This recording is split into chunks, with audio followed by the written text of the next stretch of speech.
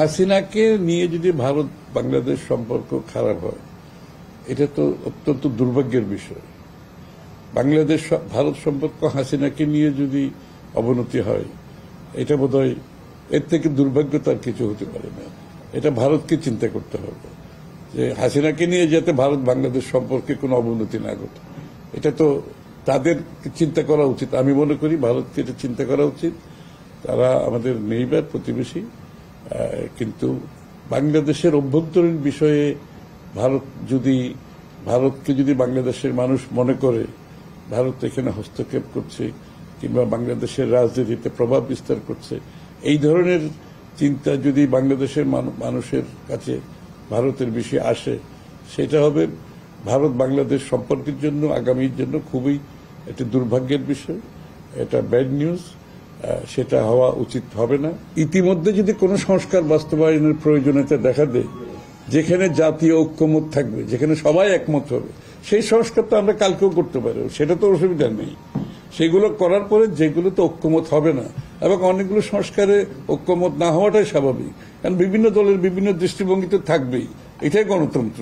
সুতরাং যেগুলো ঐক্যমত হবে না, এগুলো পরবর্তীতে নির্বাচনে আপনাকে জনগণের কাছে যেতে হবে, জনগণের ম্যান্ডেট নিয়ে আপনি সংসদে গিয়ে পাশ করতে হবে, কারণ এটাই গণতান্ত্রিক অধিকার। মানুষের ভিন্ন মত থাকবে, দলগুলোর ভিন্ন মত থাকবে, কিন্তু এটার একমাত্র মালিক হচ্ছে জনগণ, যারা সিদ্ধান্ত দেবে তারা কোনটা চায় কোনটা চায় না। তো সুতরাং এটা বিষয়টা খুবই দিনের আলোর মতো পরিষ্কার, এখানে কনফিউশনের কোনো সুযোগ নেই। আমি তো মনে করি নির্বাচনের রোডম্যাপটা আমরা প্রতিনিয়তই চাচ্ছি, আমরা বলেই যাচ্ছি। ওটা এই সংস্কারের সাথে নির্বাচনের সাথে কোনো মিক্স আপ করার কোনো সুযোগ নেই। আমি তো বলেছি যে সংস্কার ঐক্যমত আছে এগুলো কালকেও করতে পারবে, যেখানে ঐক্যমত নাই আপনি জাতির কাছে যেতে হবে, জনগণের মতামত নিয়ে সেগুলো করতে হবে, এবং ভিন্ন মত থাকা অস্বাভাবিক কিছু না, এটাই স্বাভাবিক গণতান্ত্রিক প্রক্রিয়ায়। দলগুলোর বিভিন্ন চিন্তা থাকতেই পারে, কিন্তু সেটা আপনাকে জনগণের কাছে যেতে হবে। আর যেখানে ঐক্যমত হয়ে গেছে এগুলি সংস্কার করতে পারে, নির্বাচনী সংস্কার করে ইমিডিয়েটলি রোডম্যাপ দিয়ে নির্বাচনের মাধ্যমে আপনাকে একটা গণতান্ত্রিক অর্ডারে ফিরে যেতে হবে। এবং এই ধারা চালু হলে যে ধরনের পরিবর্তনের কথা আমরা বলছি, সংস্কার তো একটা চলমান প্রক্রিয়া, এটা তো চলতেই থাকবে, এবং এই সংস্কারগুলো করতে হবে গণতান্ত্রিক প্রক্রিয়ার মাধ্যমে। এটা গণতান্ত্রিক প্রক্রিয়াতে যেটা সবচেয়ে ভালো দিক, সেটা হচ্ছে যে সিদ্ধান্তগুলো, চিন্তা ভাবনার কারেকশনগুলো হতে থাকে, ফিল্টারেশনগুলো হতে থাকে। So this is the only way.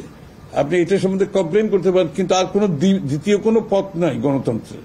পথ এইটাই যে জনগণের কাছে যাবেন এবং এই যে কারেকশন প্রসেসে চলতে থাকবে, আর কারেকশন প্রসেসে ফিল্টারেশনের মাধ্যমে যে সিদ্ধান্তগুলো আসে এগুলো টেকসই হয়, এগুলো ওনারশিপ থাকে, মালিকানা থাকে জনগণের। আমরা 10 জন মিলে সংস্কার করে দিলাম আর বাংলাদেশ 50 বছর সঠিক পথে চলবে, এর মতো বোকামি, এই ধরনের মন্তব্য যারা করে, এটার থেকে বোকামি আর কিছু হতে পারে না। কোন গোষ্ঠীকে বাংলাদেশের জনগণ বলে নাই তুমি বাংলাদেশের সংস্কার করে দাও, তারপরে আমরা সামনের দিকে আগামী 50-100 বছর চলবো। সংস্কার তো পরিবর্তনশীল, আর সংস্কারের শেষ পর্যন্ত আপনাকে এই ডেমোক্রেটিক প্রসেসের মাধ্যমে সংস্কারগুলো করতে হবে, যেটা টেকসই হবে, যেটা মালিকানা থাকবে, যেটা জনগণ ওন করবে। এর বাইরে কিন্তু কোনো কিছু করার সুযোগ নেই।